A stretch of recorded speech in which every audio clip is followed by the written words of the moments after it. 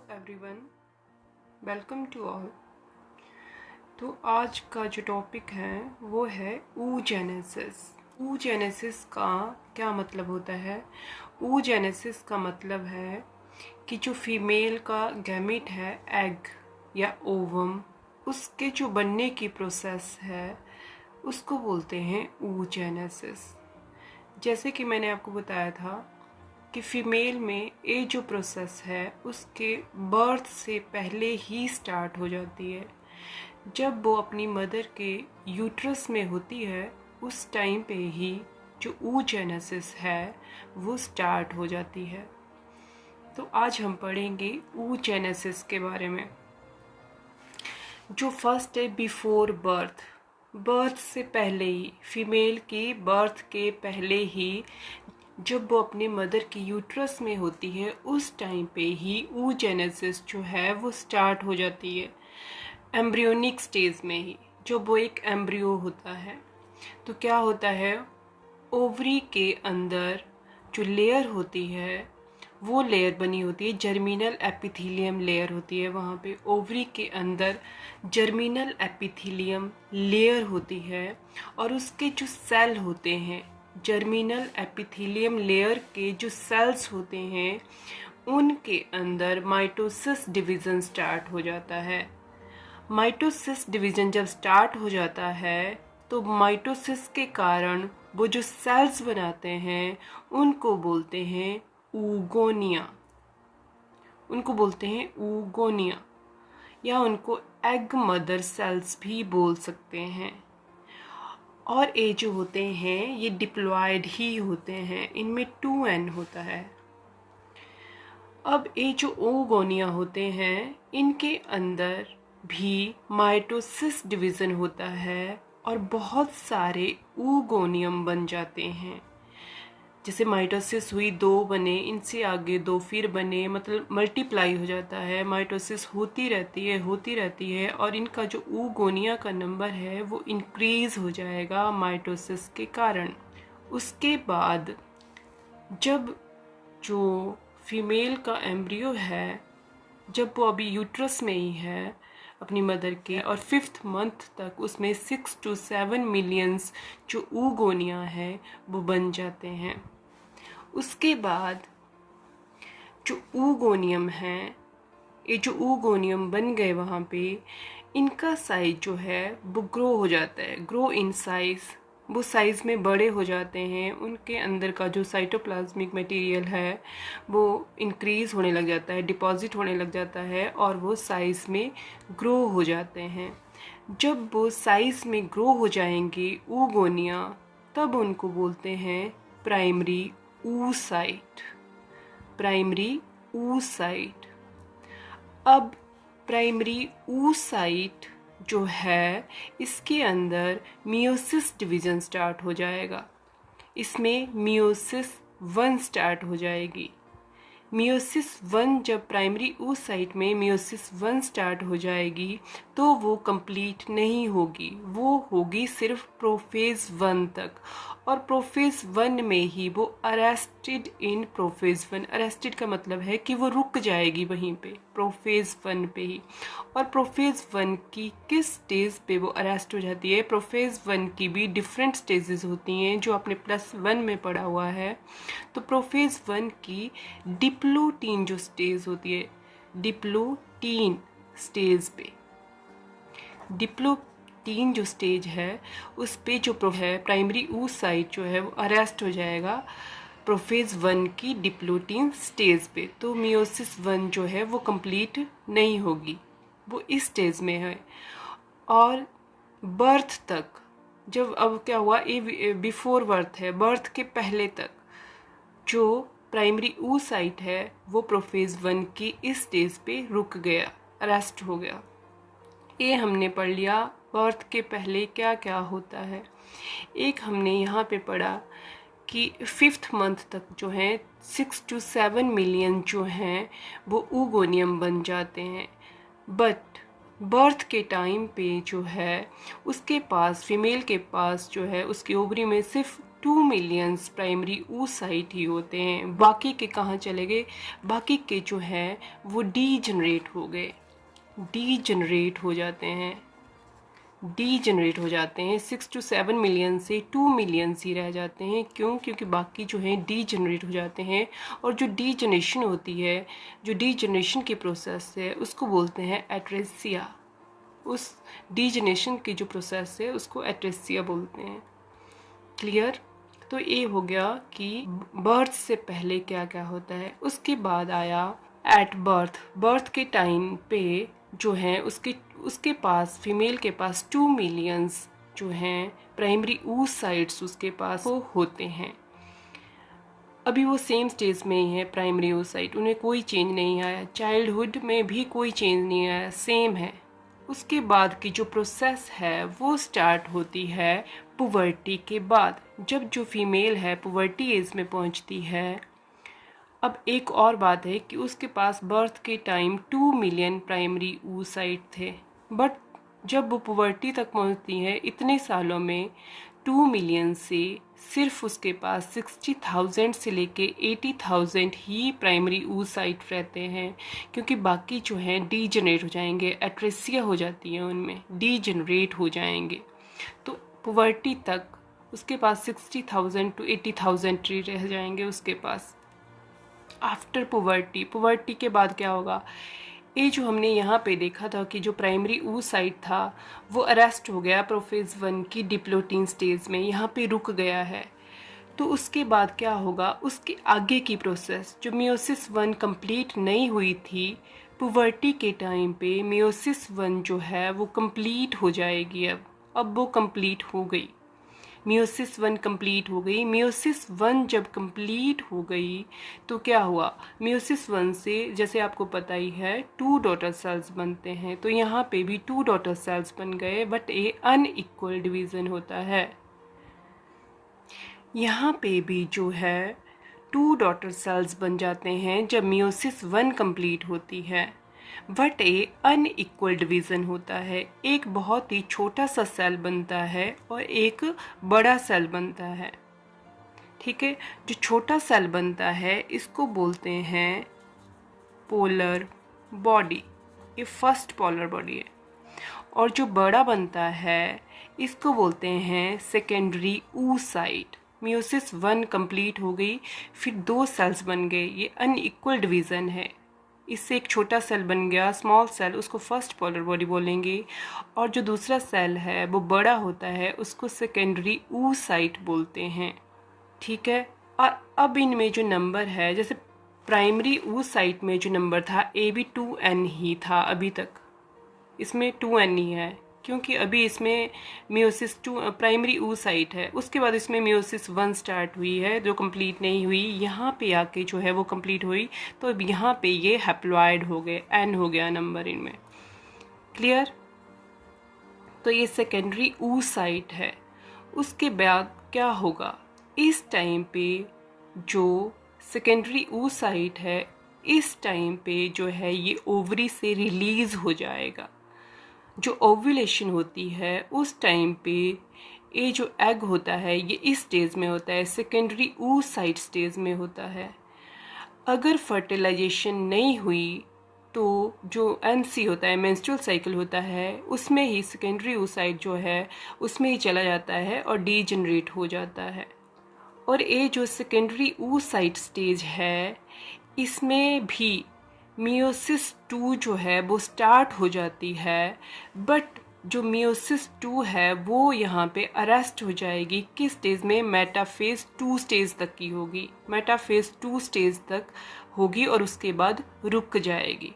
तो secondary oocyte में जो आगे स्टेज होती है जिसमें ये अरेस्ट होगा, रुक जाएगा दोबारा, वो मेटाफेज 2 स्टेज में ये दोबारा से अरेस्ट हो जाएगा। अगर फर्टिलाइजेशन नहीं होती है, इसको स्पर्म नहीं मिलेगा, तो ये जो है MC में, मेंस्ट्रुअल साइकिल में चला जाएगा और इसकी जो मियोसिस 2 है वो अधूरी रह गई, वो पूरी नहीं हुई। इसकी जो मियोसिस 2 है वो कंप्लीट कब होती है? जब इसको स्पर्म मिलेगा, जब स्पर्म की एंट्री होगी। आफ्टर स्पर्म एंट्री, जब अगर इसको स्पर्म मिल गया तो जो मियोसिस 2 है वो कंप्लीट हो जाएगी और फिर से जो है ए वाला जो है सेकेंडरी oocyte ए 2 सेल्स में डिवाइड हो जाएगा। इसमें एक फिर स्मॉलर सेल बनेगा जिसको पोलर बॉडी बोलते हैं और एक बड़ा सेल बनेगा। ये जो है ये है फर्टिलाइज्ड एग। अब इसमें जो है इसको फर्टिलाइज्ड एग भी बोलते हैं, ऊटिड भी बोलते हैं इसको। अब इसमें जो मियोसिस सेकंड है वो कंप्लीट हो गई है, ये अब जाइगोट बन गया है। इसमें अब 2n आ गया क्योंकि इसमें स्पर्म का n भी आ गया, इसका अपना n भी है, तो अब ये जाइगोट बन गया, इसमें जो है 2n आ गए।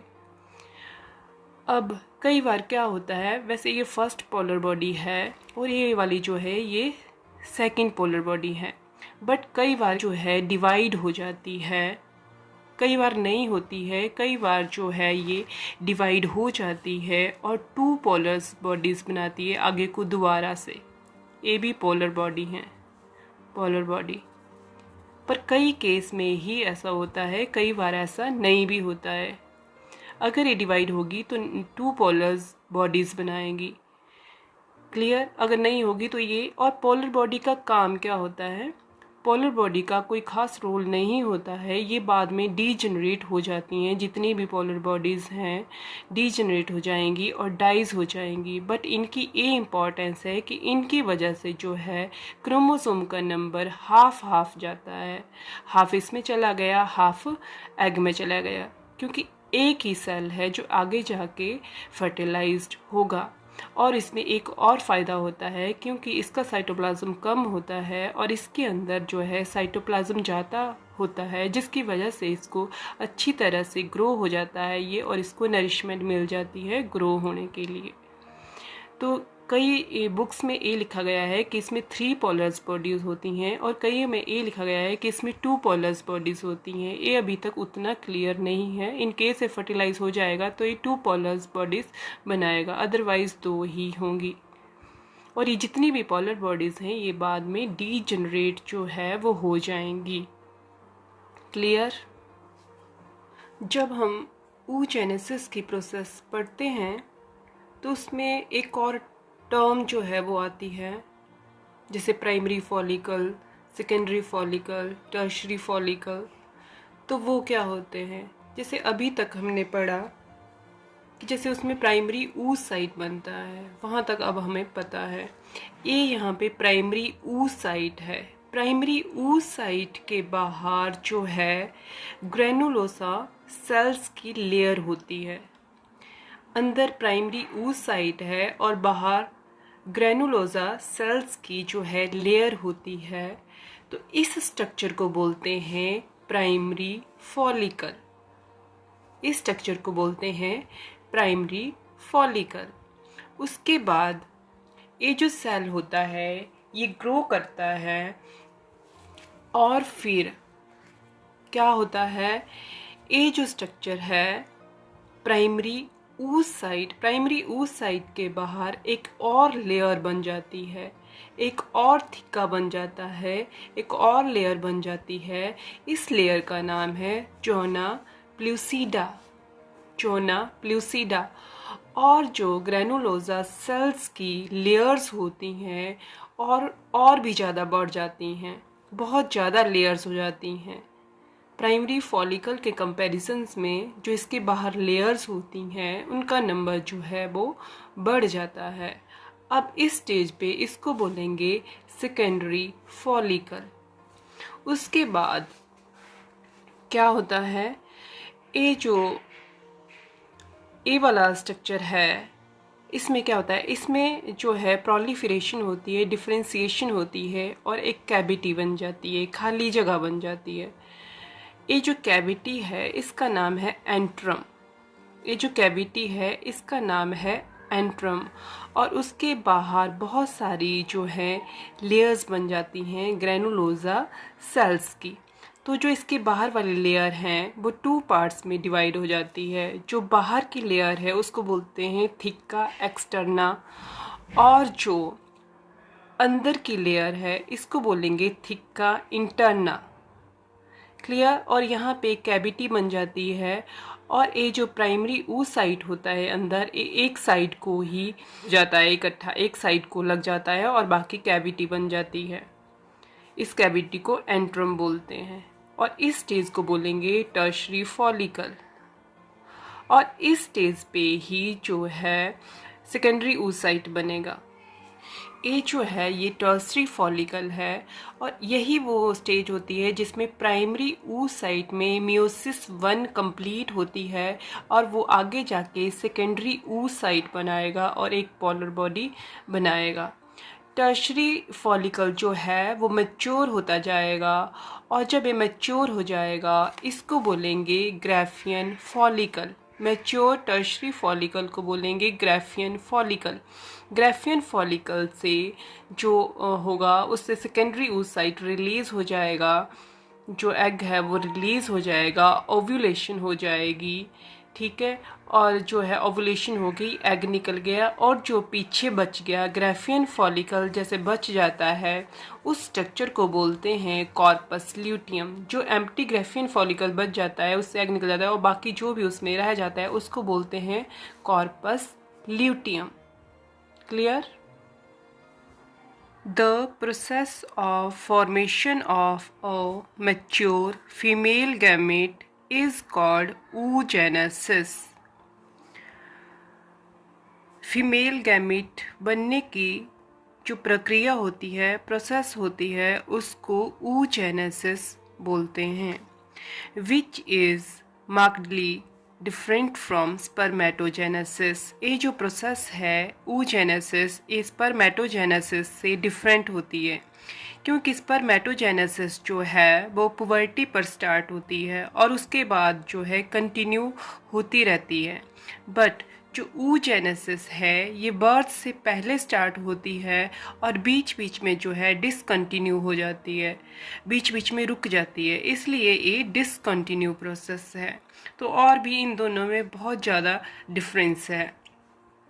oogenesis is initiated during the embryonic development stage when a couple of millions gametes, mother cell, that is oogonia, are formed within each fetal ovary। oogenesis जो है वो एम्ब्रियोनिक डेवलपमेंटल स्टेज पर ही स्टार्ट हो जाती है जब female जो है मदर के यूट्रस में होती है। When a couple of million gamete mother cell, couple of millions means 2 million gamete mother cells जिनको oogonia भी बोलते हैं, are formed within each fetal ovary, fetus की ओवरी में बनते हैं। No more oogonia are formed and added after birth। Birth के बाद कोई भी oogonia ना तो बनता है और ना ही ऐड होता है। These cells start division and enter into prophase 1 of the meiotic division। In cells में division start हो जाता है और ये meiosis division के prophase 1 में enter हो जाते हैं and get temporarily arrested at that stage। और prophase 1 में ही temporary arrest हो जाते हैं, थोड़े टाइम के लिए रुक जाते हैं और उस स्टेज पे इसको बोलते हैं primary oocyte। Each primary oocyte then gets surrounded by a layer of granulosa cells and is called the primary follicle। जो प्राइमरी oocyte होता है उसके बाहर जो है बहुत सारी ग्रेनुलोसा सेल्स की लेयर्स बन जाती हैं, उसको बोलते हैं प्राइमरी फॉलिकल। अंदर प्राइमरी oocyte होता है और उसके बाहर ग्रेनुलोसा सेल्स की जो है लेयर होती है, then it is called primary follicle. A large number of these follicles degenerate during the phase from birth to puberty। Birth से लेके पुबर्टी तक की जो ड्यूरेशन होती है उसमें बहुत सारे फॉलिकल जो हैं डीजनरेट हो जाते हैं। देयरफॉर एट पुबर्टी, इसलिए पुबर्टी तक ओनली 60,000 से लेके 80,000 प्राइमरी फॉलिकल जो है वो ही बचते हैं ओवरी में।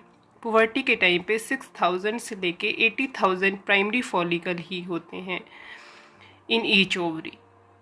The primary follicle gets surrounded by more layer. अब जो प्राइमरी फॉलिकल है उसके बाहर और भी ज़्यादा लेयर जो है ग्रेनुलोसा सेल्स की उसको सराउंड करती हैं, और भी ज़्यादा लेयर। एंड अ न्यू थिक्का, जैसे कि मैंने आपको बताया, उसके बाहर एक और लेयर आ जाती है जिसको जोना प्लूसिडा बोलते हैं, और उस टाइम पे उसको बोलेंगे secondary follicle. The secondary follicle soon transforms into a tertiary follicle. जो सेकेंडरी फॉलिकल है वो अब चेंज हो जाएगा टर्शरी फॉलिकल में, which is characterized by a fluid field cavity called antrum. तो टर्शरी फॉलिकल के अंदर एक कैविटी बन जाती है जिसके अंदर फ्लूइड भरा हुआ होता है, उस कैविटी का नाम है एंट्रम।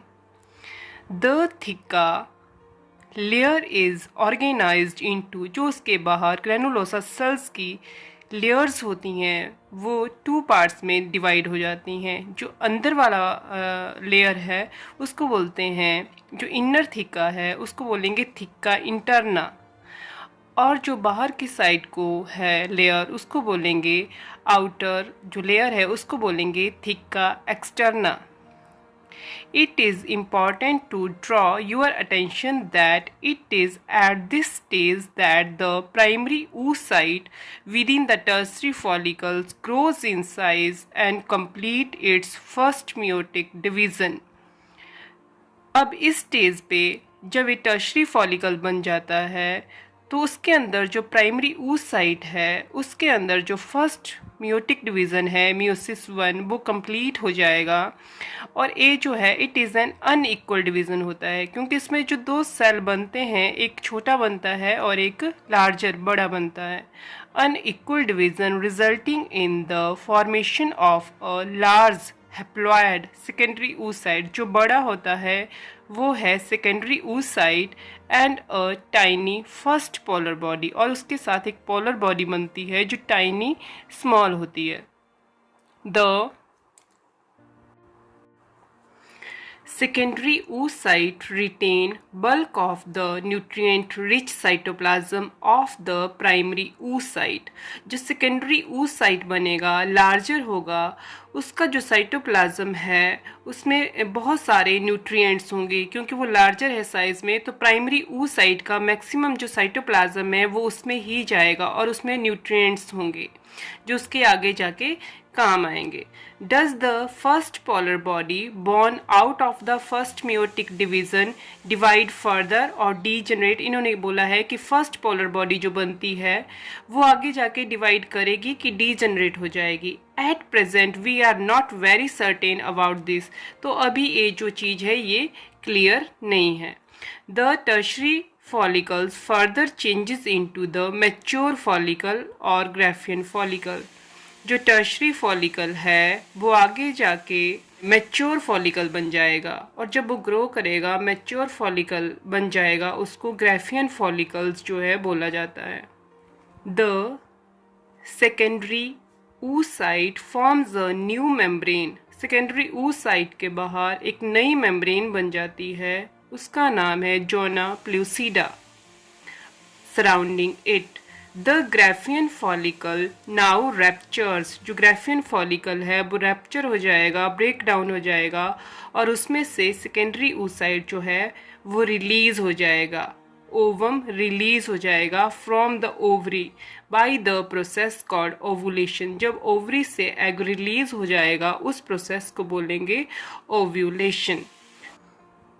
तो अब आपकी ये oogenesis की जो प्रोसेस है वो कंप्लीट हो गई है।